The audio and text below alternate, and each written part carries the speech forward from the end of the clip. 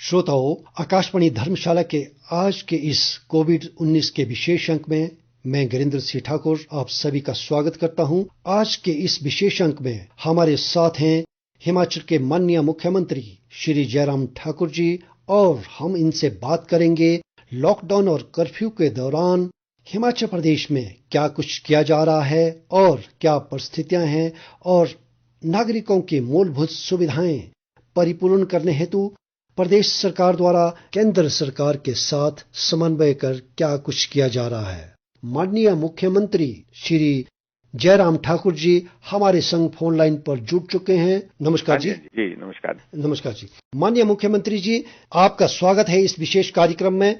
तो sir, lockdown और curfew के दौरान जो है हिमाचल में क्या परिस्थितियां हैं और इस कोरोना वायरस से प्रदेश में कितने लोग संक्रमित पाए गए हैं, उनमें से कितने लोग स्वस्थ हुए हैं और अभी भी कितने लोग उपचाराधीन हैं? लॉकडाउन तो अभी हमारे हिमाचल प्रदेश में तो अभी कर्फ्यू है। पूरे देश भर में लॉकडाउन है, लेकिन हमने पहले दिन से ही तय किया कि हिमाचल प्रदेश में हम कर्फ्यू लागू करेंगे और वो आज तक भी लागू है। एक बात तो ये है, और ये इसलिए किया हमने क्योंकि हम चाहते थे कि लोग इसकी गंभीरता को समझे ताकि इसको हम सख्ती से लागू कर सकें, क्योंकि ये वायरस बहुत खतरनाक है। अगर लोग बाहर खुले में घूमना शुरू करेंगे तो उससे बहुत सारे लोग जो है संक्रमित हो जाएंगे। ऐसे में हमने ये निर्णय लिया था और उसके पश्चात आज की परिस्थिति में हम इस बात को कह सकते हैं कि हिमाचल बाकी राज्यों की तुलना में बहुत बेहतर है और विशेष तौर से हमारे एडजॉइनिंग स्टेट भी हैं, उनसे भी हम बहुत बेहतर ढंग से काम किया। उसकी वजह, सबसे बड़ी वजह कि हमने सख्ती की। हमने जो नियम बनाए उसमें अगर सख्ती नहीं की होती तो हमारी स्थिति भी पड़ोसी राज्यों की तरह, दूसरे राज्यों की तरह होती। अभी तक जो आप पूछ रहे हैं कि टोटल कितने मामले हैं, तो मैं यही कहना चाहता हूं कि अभी तक 40 मामले हिमाचल प्रदेश में पॉजिटिव आए हैं कोरोना वायरस के, और 40 में से अब मात्र 10 पेशेंट जो है, 10 लोग जो है वो हॉस्पिटल में आइसोलेशन में रखे गए हैं और बाकी के सब लोग जो है ठीक होकर के चले गए। सिर्फ एक व्यक्ति की मृत्यु हुई जो एक ट्रैवल हिस्ट्री के साथ, अमेरिका की ट्रैवल हिस्ट्री के साथ वापस आए थे, दिल्ली रुके थे और प्रदेश को सूचना दिए बिना वो धर्मशाला पहुंचे और एक दिन धर्मशाला पहुंचने के बाद दूसरे दिन उसकी मृत्यु हो गई। इसके अलावा सब के सब मामले जो है वो स्वस्थ होकर के वापिस चले गए हैं। 10 मामले जो रहते हैं, मैं उम्मीद करता हूं कि एक हफ्ते के अंदर हमारे हिमाचल प्रदेश में कोरोना वायरस का अगर कोई नया मामला नहीं आता तो सिर्फ एक मामला रहेगा जो अंतिम दिनों में अभी जो पिछले 6 दिन पहले जो हमको हिमाचल प्रदेश में हमको मिला है। जी, तो सर, हिमाचल प्रदेश के नागरिकों एवं यहाँ कार्य करने वाले प्रवासी मजदूरों को जीवन की मूलभूत सुविधाएं उपलब्ध करवाने के लिए प्रदेश सरकार द्वारा क्या कुछ किया जा रहा है? जहाँ तक जितने भी ये प्रवासी मजदूर हैं को हमने यहाँ सब जगह राशन दिया है। राशन के साथ साथ में जहाँ बद्दी रोटी वाला है वहाँ बड़े स्तर पर इनको पैक्ड फूड हम इनको दे रहे हैं, अभी तक भी दे रहे हैं। और इसके अलावा मैं ये भी कहना चाहूंगा कि हिमाचल प्रदेश में ऐसी बिल्कुल भी परिस्थिति नहीं है। लगभग ये 1,25,000 के लगभग ये टोटल इनकी जो स्ट्रेंथ है, उनको सबको किसी न किसी तरह से हमने मदद की है। और खास तौर से जो ऐसे मजदूर जो रजिस्टर्ड हैं BOCW के अंतर्गत, उनको हमने हिमाचल प्रदेश में जो है 2,000 रुपए जो है वो उनके अकाउंट में डाला है, अलग से मदद की है। तो ऐसी परिस्थिति में मैं समझता हूँ कि हिमाचल प्रदेश में ऐसी परिस्थिति बिल्कुल भी नहीं है कि किसी आदमी को भोजन के बिना रहना पड़ा हो, और जो मदद हम कर सकते थे वो मदद हमने करने की कोशिश की है। और मैं समझता हूँ कि बाकी राज्यों की तुलना में हमने बहुत अच्छे बेहतर ढंग से जो है उनको मदद पहुंचाने का भी हमने प्रयत्न किया है। जी, इसमें कोई शक नहीं कि बाकी राज्यों की परिस्थिति से जो हमारी परिस्थिति है हिमाचल की बहुत अच्छी है। तो सर, हिमाचल प्रदेश के नागरिकों एवं आम जनमानस के कोरोना वायरस के संक्रमण एवं लक्षणों की जांच हेतु किन किन संस्थानों को चिन्हित किया गया है जहां जो है जांच की सुविधा उपलब्ध करवाई गई है, और आने वाले समय में और ऐसे कितने केंद्र खोलने की योजना है सरकार की जिसमें लोगों को अधिक से अधिक चिकित्सा जांच की सुविधा उपलब्ध हो सके? शुरू के दौर में हिमाचल प्रदेश में जांच के लिए हमारे पास सिर्फ 2 ही जगह ये सुविधा उपलब्ध थी, एक IGMC शिमला और दूसरा टांडा मेडिकल कॉलेज में। लेकिन अब जो है, अब उसके बाद फिर हमने इसको बढ़ाने की कोशिश की। एक तो हमने हमारी कसौली वाली लैब है, वहां इसका हम इस्तेमाल कर रहे हैं, तीसरा स्थान वो हो गया। उसके बाद अब मंडी में भी हमको परमिशन मिल गई है, चौथा स्थान वो हो गया। और उसके बाद अब हमको पालमपुर की भी जो है, जो वहां पर हमारी यूनिवर्सिटी है, वहां पर भी हमको इसकी इजाजत मिल गई है। अब हमारे हिमाचल प्रदेश में 5 स्थानों पर कोरोना वायरस के टेस्ट जो है अब हो रहे हैं।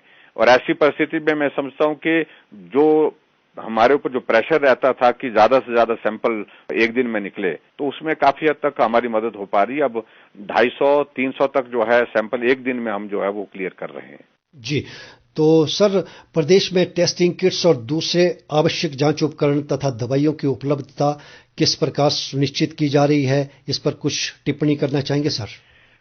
इसमें मुझे सिर्फ इतना कहना है, शुरू के दौर में हमको हिमाचल प्रदेश में क्या पूरे देश भर में दिक्कत आई, क्योंकि ना देश की प्रेपरेशन थी, ना तैयारी थी, ना प्रदेश की भी उस तरह की तैयारी थी।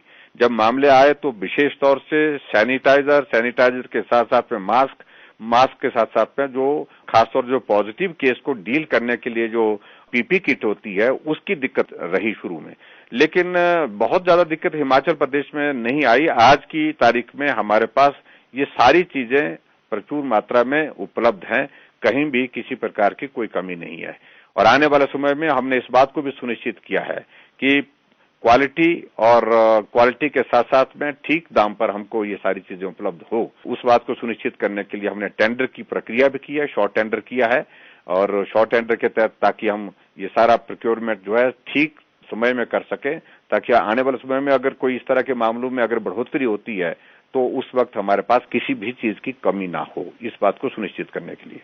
जी सर, लॉकडाउन और कर्फ्यू के दौरान हिमाचल प्रदेश के नागरिकों से आपको कितना सहयोग प्राप्त हुआ है, और अगर लॉकडाउन और कर्फ्यू की परिस्थिति बदलती है, आगे बढ़ता है, तो उस परिस्थिति में क्या कुछ आपकी अपेक्षाएं हैं आम लोगों से? इस विषय में केंद्र सरकार से जो है क्या कुछ मंत्रणा चल रही है, इस संबंध में कुछ कहना चाहेंगे?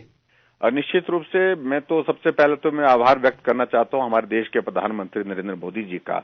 आज संकट के दौर में जिस तरह के मजबूत नेतृत्व की इस देश को आवश्यकता थी, वो मजबूत नेतृत्व नरेंद्र भाई मोदी जी के रूप में हमारे पास है।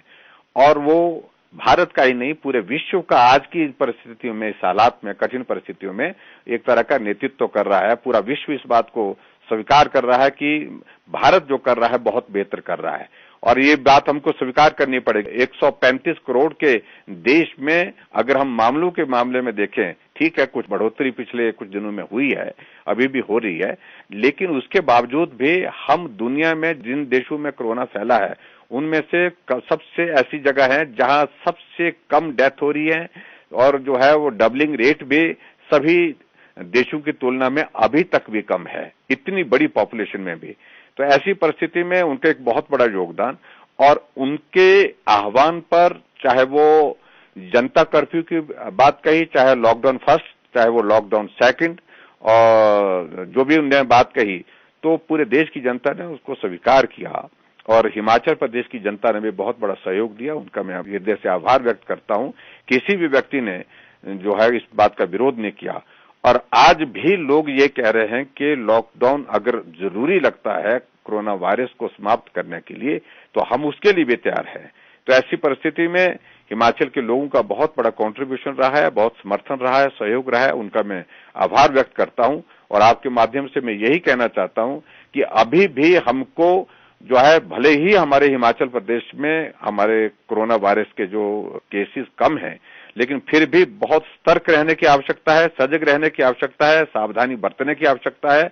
और ऐसे में जो लोग हिमाचल प्रदेश में प्रदेश के दूसरे हिस्सों में अभी इन दिनों में कुछ दिनों में आए हैं, क्योंकि वो हिमाचल के रहने वाले हैं और हिमाचल प्रदेश में उनका घर है, ये प्रदेश उनका है, स्वाभाविक रूप से मैं उनका स्वागत भी करता हूं और उनके मैं स्वस्थ रहने की कामना भी करता हूं। मेरा उनसे निवेदन है कि होम क्वारंटाइन के लिए अगर आपको सलाह दी गई है तो आप उसका सख्ती से पालन करें। वो आपके लिए भी बहुत आवश्यक है, आपके परिवार के लिए भी बहुत आवश्यक है, और हमारे प्रदेश के लोगों के लिए भी बहुत आवश्यक है। ये मैं आपके माध्यम से निवेदन करना चाहता हूं। और आने वाले समय में भी इस कोरोना वायरस के मामले में जो भी सरकार के माध्यम से जो बातें आएंगी, उनमें आपका सहयोग चाहिए, ये मैं जनता से अपील करता हूँ। जी, तो इस दौरान आम जनमानस से आपको क्या अपेक्षाएं हैं और अगर लॉकडाउन और कर्फ्यू आगे बढ़ता है तो? जी, मैं यही बात कह रहा हूँ कि आज की परिस्थिति में पूरे देश भर में जो हालात हैं, लॉकडाउन मुझे लगता है कि अभी बढ़ेगा। और खास तौर से अगर प्रदेश की हमारी परिस्थिति को अगर हम देखें, हिमाचल प्रदेश में हम काफी हद तक राहत महसूस कर रहे हैं, क्योंकि नए मामले पिछले कई दिनों से नहीं आए हैं। और अगर मामले नए नहीं आते हैं तो उस सूरत में हम हिमाचल प्रदेश में जो है वो कुछ एक्टिविटी शुरू करने की परिस्थिति में हो सकते हैं, यानी कि दुकानें खोलने की बात हो सकती है। अगर केंद्र ने इस बात को स्वीकार किया, हमारे आग्रह को, तो हम उसमें आगे बढ़ेंगे। और उसके साथ साथ में हम चाहते हैं कि आर्थिक गतिविधि अब शुरू थोड़ी होनी चाहिए, और केंद्र का भी मत है। और उसके साथ साथ में डेवलपमेंटल एक्टिविटी, विकास के कार्य जो अवरुद्ध पड़े हैं उस पर भी गति आनी चाहिए। इन सारी चीजों के लिए जो भी आवश्यक होगा वो करने की हम कोशिश करेंगे। लेकिन जनता से मेरा यही निवेदन है कि मास्क पहने रखें और सोशल डिस्टेंसिंग को मेंटेन करें, और ऐसे में अनावश्यक रूप से भीड़ वाले इलाके, भीड़ वाले कार्यक्रम उनमें ना जाएं, और वो कार्यक्रम करने भी नहीं चाहिए। ऐसी परिस्थिति में यही मेरा हिमाचल प्रदेश की जनता से निवेदन है। जी, तो वैसे तो माननीय मुख्यमंत्री जी आपने सब कुछ कह दिया। जाते जाते हिमाचल प्रदेश के नागरिकों को क्या कुछ कहना चाहेंगे, क्या कुछ संदेश देना चाहेंगे?